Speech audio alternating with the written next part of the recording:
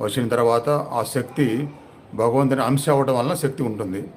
అయితే ఎవరైతే దాన్ని సరైన విధానాలతో సాధన చేస్తారో వాళ్ళకి ఆ శక్తి మరలా అందుబాటులోకి వస్తుంది. అందుబాటులోకి అంటే ఉపయోగించుకోవడానికి హెల్త్ పరంగా కానీ, మనో నిశ్చలత పరంగా కానీ, సాహసోపేతమైన ధైర్యవంతమైన మానసిక స్థితిలో ఉండటానికి కానీ వీటన్నిటికీ అది ఉపయోగంలోకి వస్తుందన్నమాట.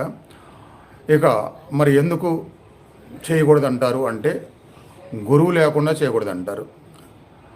అందుకనే గురువు ఉండాలనే ఉద్దేశంతోనే కేవలం కుండలిని గురించి అనేక వీడియోలు అలా పెట్టేసి వదిలేయకుండా పెట్టే ప్రతిదానికి నేను ఎదురుగా చేయించేది అందుకే.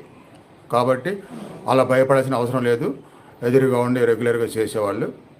అదొకటి ప్రధానంగా తెలుసుకోవాల్సిన విషయం. ఇంకా